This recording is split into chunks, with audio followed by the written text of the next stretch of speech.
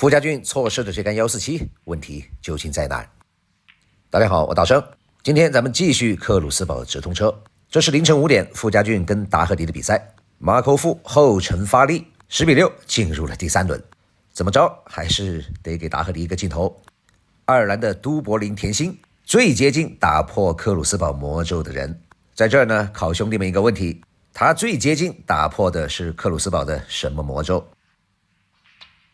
下面咱们来欣赏一下傅家俊的这杆非常可惜的147。为啥可惜？这个咱们待会儿再说。说到147的奖金呢，一向抠抠搜搜的世泰联呢，本次世锦赛又提高了一点点。资格赛打出147，奖励1万镑；正赛打出147，奖励4万镑。之前呢，3大赛打出2杆147，奖励14万7千镑的承诺依然有效。说实话，现在的世泰联不差钱，比起本世纪初刚刚烟草不让赞助的时候已经好多了。但是呢，推出的每一项规定总感觉在跟球员斗智斗勇。你老是这样抠抠搜搜，球员呢就不太满意，特别是很多底层的球员不满意就会闹情绪，闹情绪就会有想法，有想法就容易出问题。同样的情绪呢还会蔓延到球迷身上。以沙特大师赛为例，别人推出一个金球制，拿个50万美金在你面前晃了一晃，钱没付了，但是弄得大家热血沸腾，弄得从不握手的胡老师又是握手又是第二故乡。别人不过是仅仅拿出了100万美金而已，而每年拿出几千万镑的世泰联却例外不是人。所以呀，背后的大佬们是不是该好好的思考一下了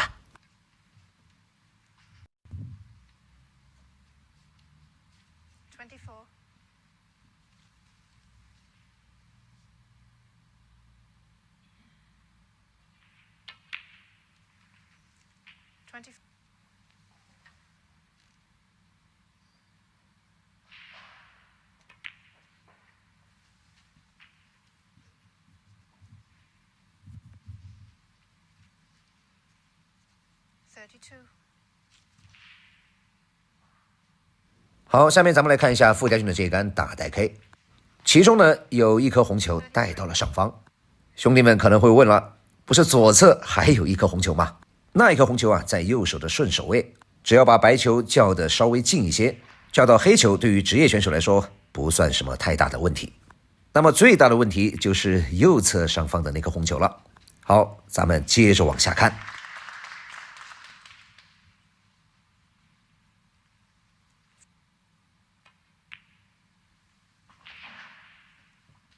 49.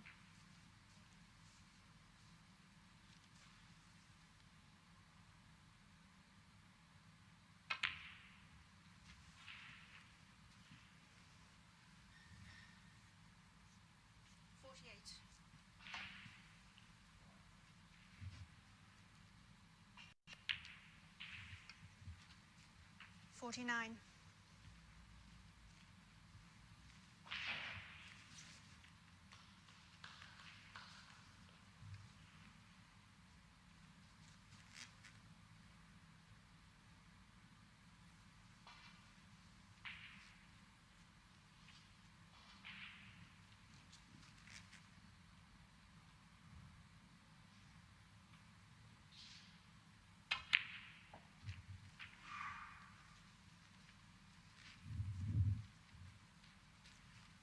57.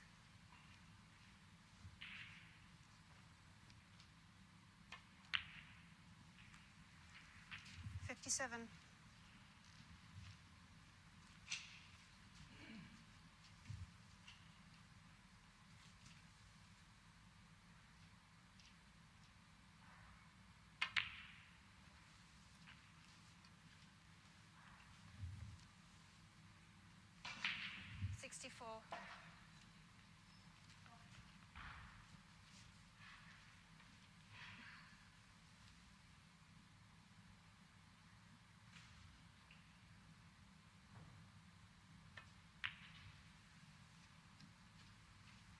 65.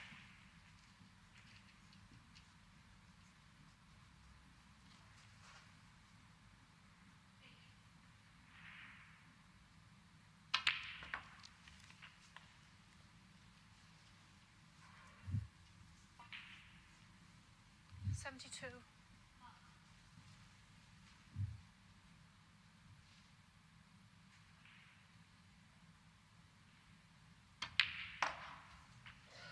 $73.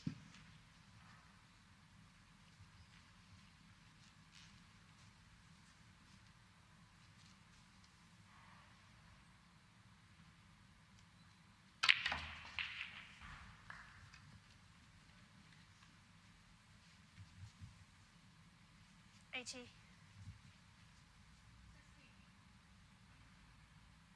来看这颗红球的处理，傅家俊已经一心要冲击147了。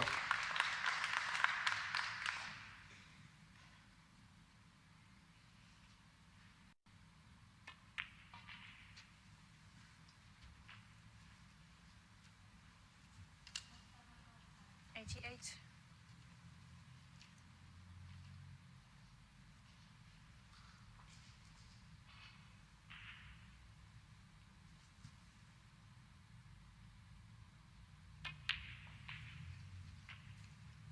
$89.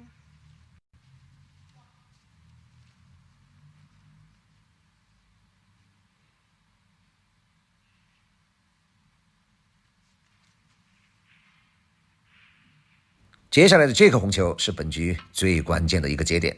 从白球的交位来看，傅家俊应该是想交的是左下方这一颗，但是呢，现在这个位置处理右上方的那个红球角度非常合适，因为既然要打147，反正都要处理。但是傅家俊呢，可能觉得叫的就是这一颗红球，想着下一颗再来处理。就这样，这个机会啊，转瞬即逝。